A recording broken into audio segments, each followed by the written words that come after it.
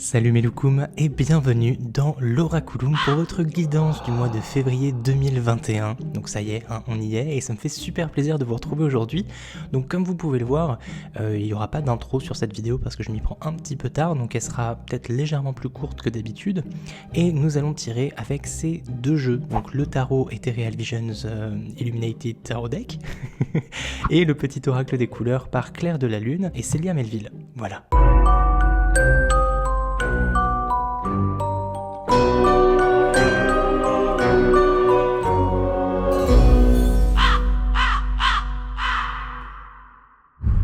Très bien les poissons, c'est à nous pour votre guidance de février et on démarre d'emblée avec la toute première carte de votre tirage qui va être l'énergie principale de ce deuxième mois de l'année. Ça va être un peu la carte maîtresse, la ligne directrice, le fil rouge qu'on va venir compléter petit à petit avec les cartes suivantes. Donc en gros voilà, c'est un peu la carte principale de votre tirage. Donc qu'est-ce qui se passe sur ce plan-là pour vous les poissons en février? Suspense. Nous avons le 4 de bâton. Le 4 déjà, de manière générale, c'est un chiffre extrêmement stable. C'est un peu un chiffre protecteur. C'est les 4 murs d'une maison, les 4 pieds d'une table ou d'une chaise. C'est quelque chose qui va apporter donc de la stabilité et une espèce de réconfort, quelque chose de sécurisant. Ici, avec le 4 de bâton, on a en plus un château qui est représenté au centre.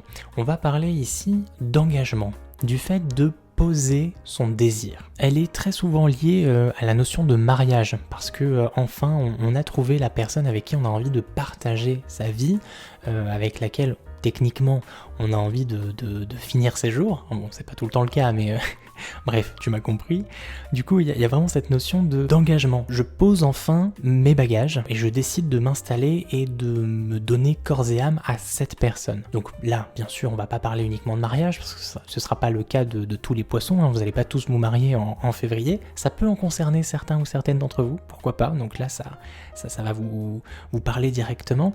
Mais s'engager, ça peut toucher tous les domaines. Ça peut parler d'un travail dans lequel vous allez vous engager pleinement, un contrat qui va être signé et une vraie implication de votre part, un engagement techniquement. Ça peut parler d'un emménagement. Et là notamment on a un château qui est représenté sous les 4 piliers justement, donc le fait de poser ses bagages comme je le disais tout à l'heure. Ça peut être aussi s'engager dans tout type de relations amicales, relationnelles, mais sans forcément parler mariage, encore une fois.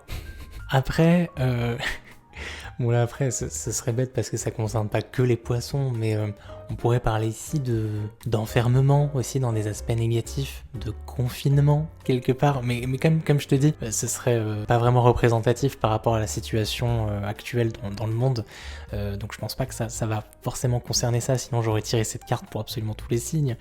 Mais voilà, dans les aspects négatifs, on peut être dans cette impression d'être enfermé, d'être cloîtré, d'étouffer quelque part. Donc on va voir comment ça se goupille avec les autres cartes, comment ça se développe, si on est plus dans un aspect négatif ou positif, ou peut-être même les deux. Donc on va voir ça. Bien. On va commencer avec les aspects positifs de votre mois de février. Qu'est-ce que vous allez faire de bien ou qu'est-ce qui va vous arriver de bien ce mois-ci? Quels seront vos succès, vos accomplissements, vos réussites du mois? Donc, les aspects positifs pour les poissons en février, qu'est-ce que ça nous donne? Nous avons le 10 de bâton. Donc, comme on le voit sur l'illustration, on a donc ce personnage qui a parcouru déjà un bon petit chemin et qui porte sur son dos un sac, une hotte, enfin je sais pas, quelque chose avec 10 bâtons qui semblent être extrêmement lourdes. On parle donc ici de fardeau. Et ce personnage, il a l'air plutôt fatigué, plutôt éreinté. Surtout qu'en plus, on ne sait pas s'il lui reste beaucoup de chemin à parcourir ou pas.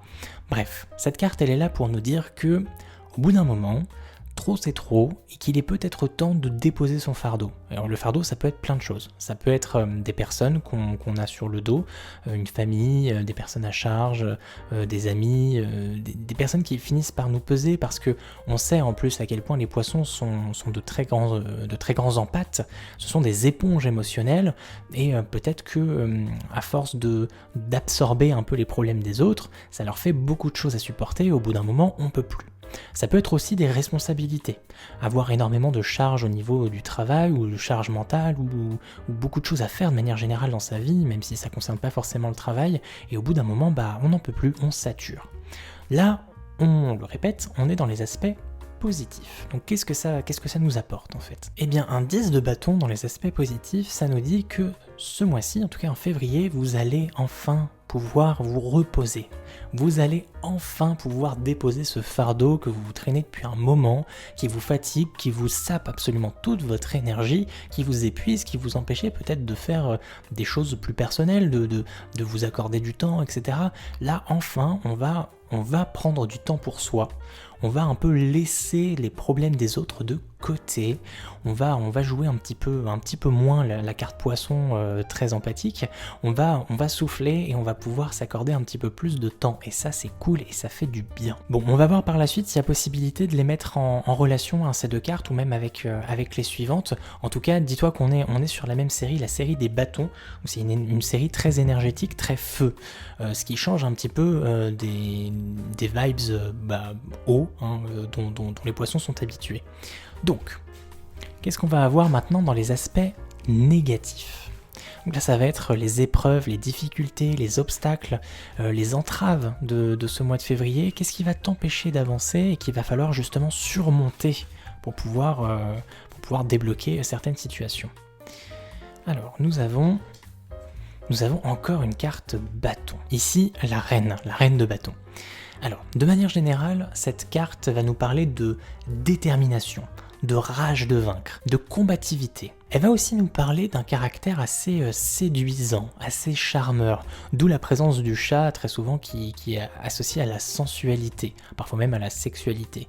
On a donc les lions qui sont là plus pour parler du côté féroce, du côté hargneux, rage de vaincre de la reine de bâton, et puis le petit chat qui est là pour plus parler du côté séducteur, je roule des épaules quand je marche.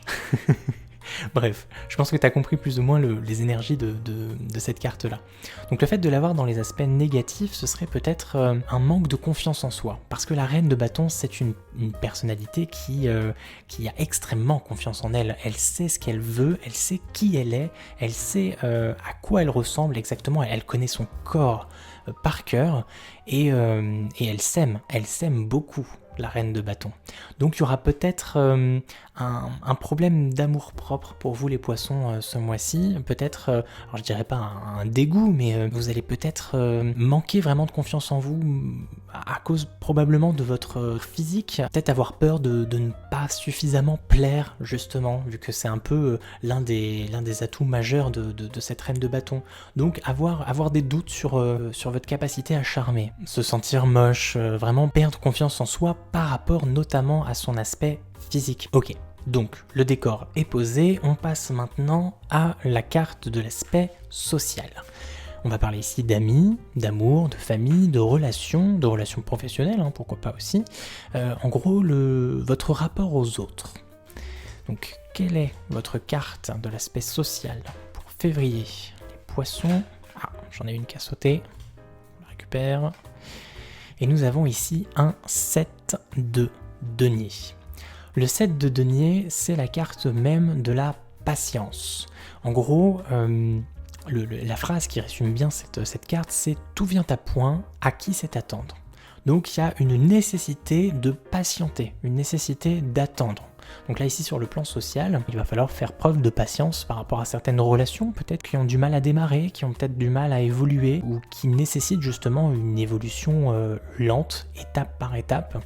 Donc il va surtout pas falloir se précipiter sur le plan social, ne pas vouloir accélérer certaines relations parce que ça risquerait de dégénérer et de ne pas pas se passer comme vous voudriez que ça se passe. Donc voilà, faire preuve de patience sur le plan social. Il va donc falloir plus ou moins renoncer au plaisir immédiat. C'est pas maintenant qu'on va profiter de ces relations, elles vont développer leur plein potentiel plus tard. Donc il faut pas en attendre trop des gens, peut-être que c'est ça aussi que ça nous dit.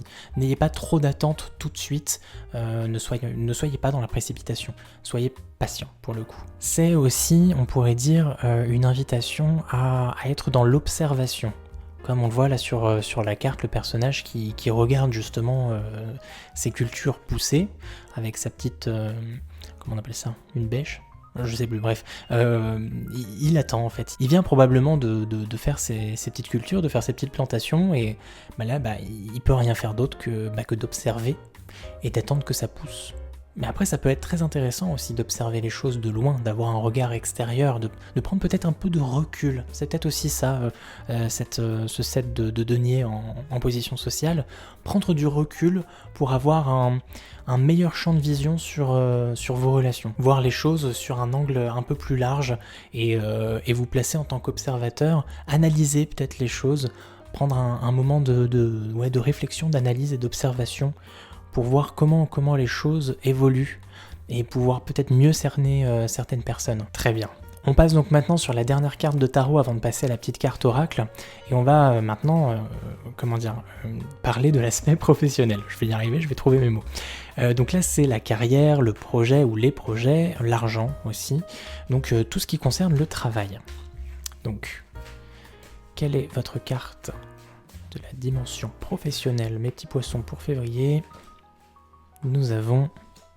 Ouh, la tour. Est-ce que c'est le premier... Oui, c'est le premier arcane majeur que nous avons dans votre tirage. Et la tour, elle fait très souvent peur, mais à défaut, parce qu'elle s'avère être très utile et très positive en fait au final. C'est la carte des grands bouleversements, des grands changements. Les choses vont changer drastiquement, et ça peut, je te l'accorde, faire très peur, mais c'est souvent un mal pour un bien. Une tour, c'est quoi ? C'est une construction.